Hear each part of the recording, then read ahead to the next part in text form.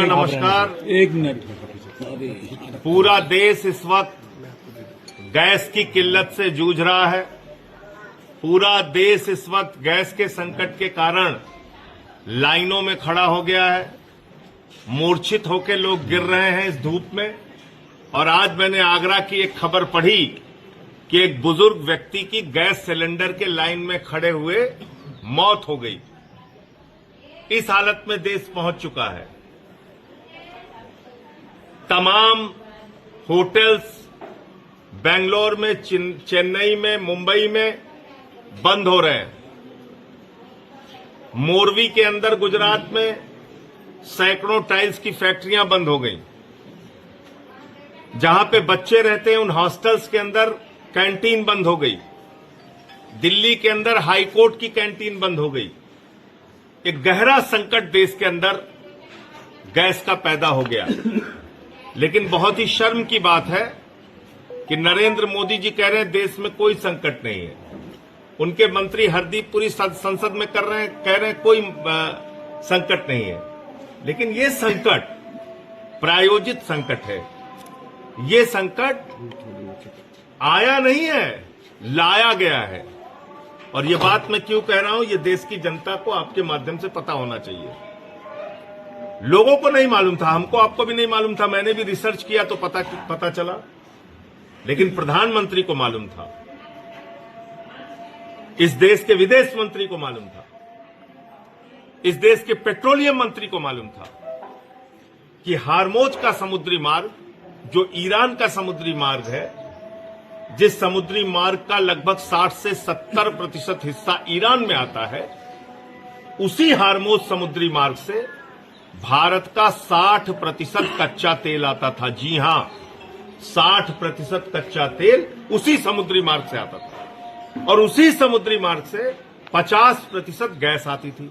ये बात मोदी जी को पता थी, ये बात विदेश मंत्री को पता थी, ये बात पेट्रोलियम मंत्री को पता थी। तो फिर आपने ईरान से रिश्ते क्यों अपने गड़बड़ किए? ईरान से तो आपके कोई बुरे रिश्ते नहीं थे। और मैं मीडिया वालों की जानकारी के लिए बता दूं कि भारत के प्रधानमंत्री ने जब ईरान की यात्रा की थी तो उन्होंने एक भाषण दिया था, बड़ा ऐतिहासिक भाषण था वो। उन्होंने कहा था ईरान और भारत की दोस्ती इतिहास से भी ज्यादा पुरानी है। यानी जितना इतिहास पुराना हो सकता है उससे ज्यादा ईरान और भारत की दोस्ती पुरानी है। ये मैंने नहीं, प्रधानमंत्री नरेंद्र मोदी ने कहा था। 2024 में जब ईरान के राष्ट्रपति की मौत हुई हेलीकॉप्टर की दुर्घटना में, प्रधानमंत्री ने राष्ट्रीय शोक घोषित किया पूरे हिंदुस्तान में। और देश की संसद के अंदर शोक प्रस्ताव पारित किया गया ईरान के राष्ट्रपति की मौत पे। और अब आपने उस ईरान से जानबूझ के रिश्ते बिगाड़ लिए। आपने युद्ध के 2 दिन पहले इजराइल की यात्रा कर दी। फर्जी आपने वहां पे एक मेडल गले में पहन लिया। और वो मेडल पहनने के बाद आपने देश के करोड़ों लोगों के हितों को गिरवी रख दिया। अमेरिका और ट्रंप के हाथों में, इजराइल के हाथों में आपने गिरवी रख दिया। आप खामेनेई की हत्या पे नहीं बोले। आप 160 बच्चियों की, स्कूलों की बच्चियों की मौत पे नहीं बोले। आपका मेहमान जो ईरानी नौसेना का जहाज हिंदुस्तान आया था, वापस जा रहा था, रास्ते में उसको अमेरिका ने मार दिया श्रीलंका के बॉर्डर पे। और आप उस पर भी नहीं बोले। आपका मेहमान मार दिया गया, आप नहीं बोले। और पहले दिन से मैं क्या कह रहा था कि ईरान से बात करो, ईरान से बात करो, भारत संकट में आ जाएगा, ईरान से बात करो।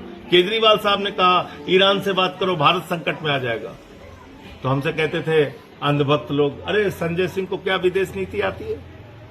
13 दिन बाद जब सारी विदेश नीति मर गई तो मुर्दे को इंजेक्शन लगाने के लिए मोदी जी जागे कुंभकर्ण की नींद से। कुंभकर्ण की नींद से मुर्दे को इंजेक्शन लगाने के लिए जागे जब विदेश नीति मर गई, जब देश लाइनों में खड़ा हो गया, जब उनका दोस्त अडानी, उसको उन्होंने कहा बेटा यही आपदा है, यही अवसर है, 3 गुना उसने गैस का दाम बढ़ा दिया। तब उन्होंने ईरान के राष्ट्रपति से बात की। पहले क्यों नहीं बात की? रिश्ते क्यों बिगाड़े आपने? देश को क्यों संकट में डाला आपने? और आप क्या कहते हैं? कोई चिंता की बात नहीं, नाली के गैस से चाय बना लो, नाली के गैस से खाना बना लो। पूरे देश को मूर्ख समझ रखा है। इस अनपढ़ राजा से देश को बचाना पड़ेगा। देश का बंटाधार कर दिया इस आदमी ने। यही वो व्यक्ति है जिन्होंने कहा था ताली थाली बजाओ कोरोना ठीक हो जाएगा, दवा खाने की जरूरत नहीं है, दिया जलाओ कोरोना ठीक। पूरे देश को मूर्ख बना रखा है और इसीलिए मैंने ये प्रदर्शन आप लोगों के सामने किया कि ये देखिए आप, यहाँ पे गैस भी है, चूल्हा गैस का, पाइप है और ये नाली, ये देख लीजिए नाली भी है और ये पाइप भी लगी हुई है। नहीं आ रहा इसमें गैस, हमारा चूल्हा नहीं जल रहा है।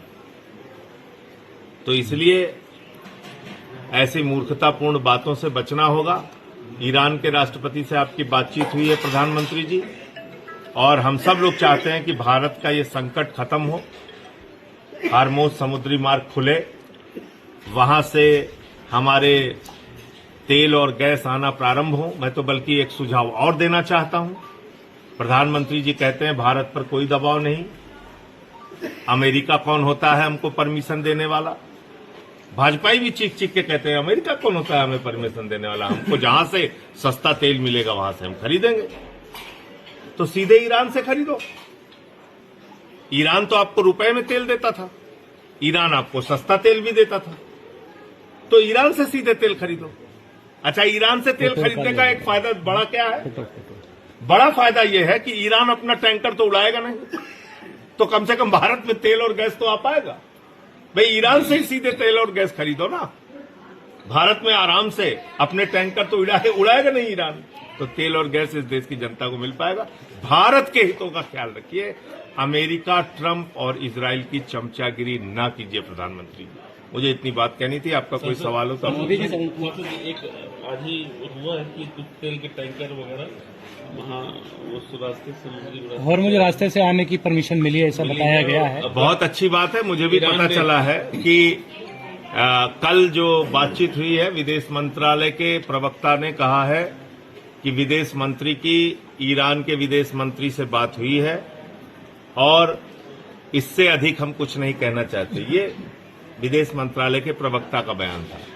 फिर अभी मैं एक खबर पढ़ रहा था कि 2 जहाजों को आने दिया है ईरान ने ही, तो ईरान ने ही 24, वही मैं कह रहा हूं, 2 जहाजों को आने दिया। 24 जहाज अभी भी भारत के फंसे हुए हैं, ये विदेश मंत्रालय का कहना है। और जो एक जहाज की तस्वीर भाजपाई चला रहे हैं ट्विटर पे, तो मैं ये बता दूं कि वो प्रतिबंधित हार्मोज समुद्री मार्ग में तब जहाज था ही नहीं, इसलिए वो जहाज मुंबई आ गया। तो भाजपा के लोगों ने जो ये झूठा प्रचार किया, इस समस्या के ये झूठा प्रचार किया। देखिए, पहली बात तो समस्या आपने अपने गले में खुद से मोल ली, सांप गले में खुद बांधा आपने। समस्या तो आपके लिए थी ही नहीं, आपके तो ईरान से अच्छे रिश्ते थे, आपने तो ये संकट खुद से मोल लिया ना। भाई, आपको हार्मोज समुद्री मार्ग, जैसे रूस के लिए हार्मोज समुद्री मार्ग बंद नहीं है, चीन के लिए हार्मोज समुद्री मार्ग बंद नहीं है, उनके जो प्रमुख हैं, राष्ट्रपति हैं, उनको चिंता थी अपने देश की, उन्होंने तुरंत ईरान से बातचीत की, उन्होंने कहा साहब लेके जाइए आप अपने जहाज। तो चीन का जहाज नहीं रुक रहा, याद रखिएगा।